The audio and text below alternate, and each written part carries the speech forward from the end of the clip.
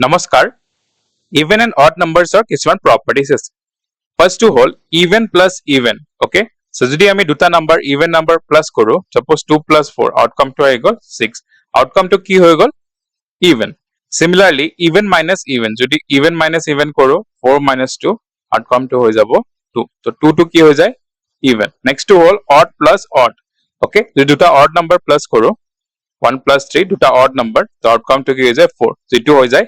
even next to whole odd minus odd suppose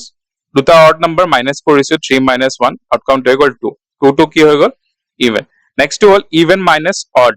okay যদি দুটা